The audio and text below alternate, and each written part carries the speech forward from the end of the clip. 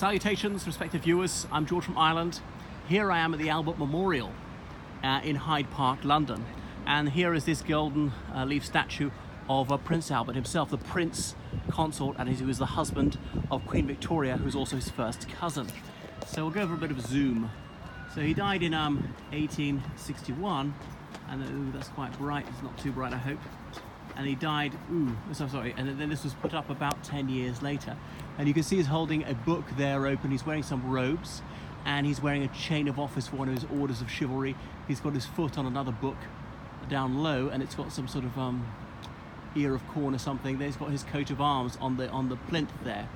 And then look at these various female figures on the sides on the columns, holding a book, holding the globe.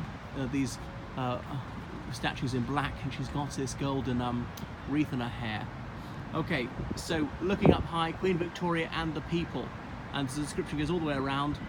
And I don't know who this figure is there, and more angels right up at the top. Look at the artwork in that, so much handiwork. And then the cross at the summit of it. And then there are even coats of arms above his head, painted with these sort of stars. So maybe we need to make it brighter because you can't quite make. Ooh, no, we want to zoom in, and brightness, up brightness, yeah. There you can see the stars I was talking about. Is that a bit too bright? No, that's about the right level of contrast. Anyway, so look around his feet.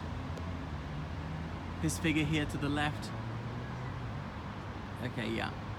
What is she handing? Oh, this guy's got a drill or something like that. So it's neoclassicism, and then this woman with this wheat sheaf, and then over here, the rope and the hourglass, the bales of whatever it is, cotton, I'm not quite sure. And then look at his feet, various famous figures of the arts and sciences. Real and imaginary, looks like Beethoven, then all British, you know, the composer. And going back to the 17th century by the looks of things, an ancient Greek figure playing the lyre, and on and on and on. Looks like Sir Isaac Newton towards the left. I can't recognise them all statesmen, they're just too numerous. They're based on real people. Anyway, so you can't go closer than that. There is a tour once a week, sometime on Sunday, I think, when they do actually open this gate and you can go right up there. If you look closer, sorry, it does say their names right down low, like Schiller. Homer's in the middle with the lyre, who may well have been a mythical figure, the blind poet of Halicarnassus, and so on. So it says who they are, but it's quite difficult to read from this angle. Shakespeare is just to the right of Homer and so forth. Okay. Prince Albert was born in Germany in 1819, the same year as his first cousin, Queen Victoria. Anyway, it was of Saxe-Coburg-Gotha, one of the minor German states. And then he married his first cousin. They had 9 children. He died in 1861, shortly after managing to avert this country's involvement in the American Civil War. And he'd helped organize a great exhibition here in 1851, more or less on this site. Just over here we see these very tall trees. So they're planted just after 1851, and that marks the dimensions of it, of where the Great Exhibition was. Okay, so Asia, it says here, on this plinth, and the big Asian elephant, a Chinaman holding some sort of vase at the front, and there's this Arab chap on the left, there's this bare-breasted Indian lady on the elephant's back, and this chap is looking like a Parsi on this side, as in someone who follows the Zoroastrian faith.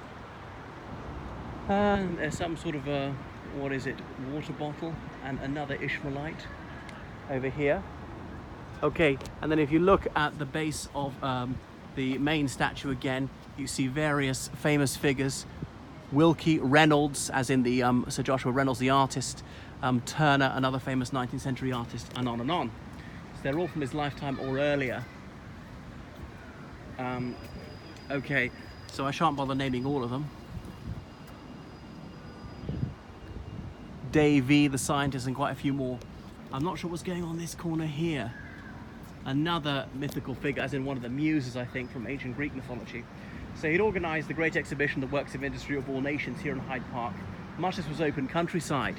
Kensington lies to the south of where we are, and that was countryside. So with the proceeds of the Great Exhibition, then they bought all this land. It's sometimes called Albertopolis, as in Albert City. There is the Royal Albert Hall.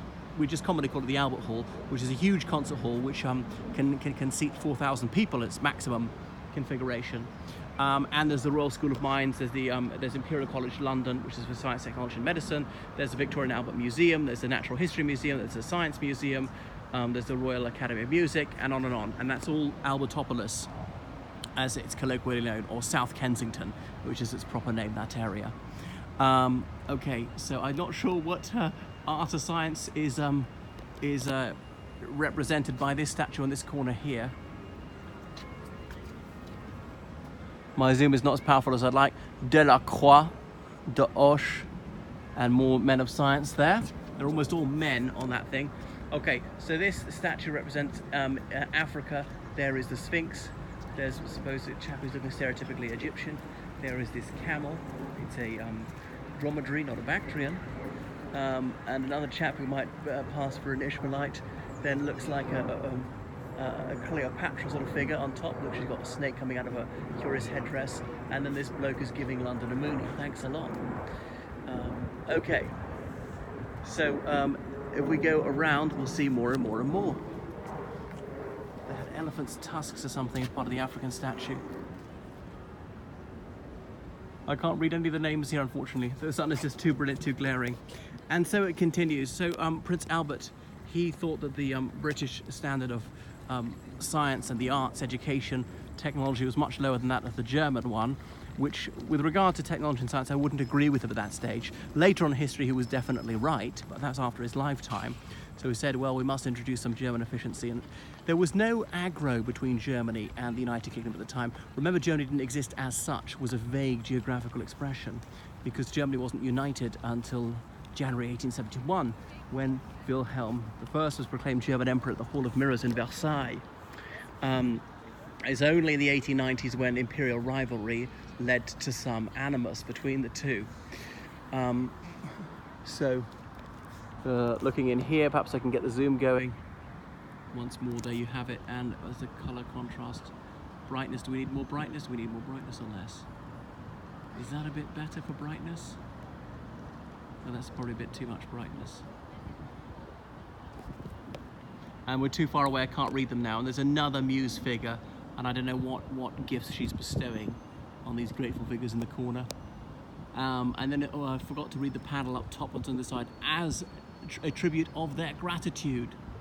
So he was very displeased with his eldest son, the future Edward VII, was Prince Albert, because Edward VII, who was educated by a private tutor, and he went to Cambridge University.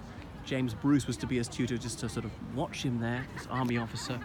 But Edward VII, who was very dissipated, a bit of a Prince Hal figure, much more interested in going to the races, as in horse races, gambling, smoking cigars, drinking heavily, whoring. When he was in the army, he was at the Curragh in Ireland, where I suppose he'd lost his virginity. And Prince Albert was most displeased. Prince Albert really was a Victorian in every sense. So this stands for America, as in, we'd now say Canada, to less extent the Caribbean. There's this Native American chap with a spear up top. There's a buffalo or a bison, if you prefer, and this lady with a feather in her hair, holding a laurel wreath. Not sure what else is particularly representative of the American continent there. So Prince Albert was a very serious-minded sort of person, and when he died quite suddenly, an illness, then his wife went into a deep depression, the widow of Windsor. She was a melancholy figure for many years, hardly attended any public engagements, and some people even thought there ought to be a republic. For a life devoted to the public good, that's what it says up there. Sorry, is it too bright for you to read that? Make it less bright. Maybe you can see it now. Okay, and there's some, if we look to the left, there's some wheel there. And I'm not sure what the muse is giving over here. The Greeks believed in various muses of poetry, history, prose, or whatever, various plastic arts. And then I can't read the names down here of all these figures. Anyway, it had a big clean-up in 1998, and then the Queen unveiled it. There was a bit of a striptease effect as the veil was gradually taken off. She had to press the button and it was whisked off. So that's probably enough for the Albert Memorial, which stands across the road from Royal Albert Hall, or Albert Hall as we often say. The BBC prom concerts are coming up at the end of the first week of September. They're on these prom concerts all through the summer. proms concerts have been going on since the 1880s. They weren't always here in Albert Hall, but certainly since the 1920s they have been. And then the conductor could be from any country. They're actually seldom British, and I don't think all the performers have to be. But the last night of it, they have patriotic British music like Rule Britannia and can't think what else, and obviously God Save the Queen. Okay, and so this is for Europe. Well, obviously Ireland, Great Britain were in Europe. Cyprus, Malta, these were some of the British possessions in Europe. The lyre, that musical instrument to the left, that crowned woman has it in her left hand. An artist's palette with some brushes. This sword, look, her crown looks like a castle, and this woman is on top of this ox, because remember, Europe comes from a myth and mistake. There was that nymph Europa in ancient Greek mythology. A nymph was a gorgeous young lady who appeared fully grown, like 16 or something, and wasn't born, and would hang around water, as in lakes of the sea or a river. And anyway, Zeus fell in love with her, king of the gods, so wished to seduce her. Now my approach would be to show up and say, hey, I'm king of the gods. But obviously this is where I'm going wrong. The thing to do if you want to be sexy, boys, is turn yourself into a white bull. And apparently women find that simply irresistible. So then Zeus, in the shape of a white bull, did it with the nymph Europa. And you can buy a fib of that in Amsterdam. But anyway, so that's where the word Europe comes from. I don't know what Europa has to do with the nymph Europa has to do with that. Maybe it was on the European continent as opposed to Asia, like in Asia Minor, that's a bit of Turkey, the Asian side of it, there was a village called Asia, and that gave its name to the whole area, and the meaning of that spread out and out and out to mean the whole of Asia, even though Turkey is the extreme west edge of Asia. Okay, so more people down here. There's Franklin, not Benjamin Franklin, there's one of them. Crow, I can't read the other names. And I don't know what this muse is giving them. Okay, oh, another one is holding the globe over there. So that's enough about the Albert Memorial.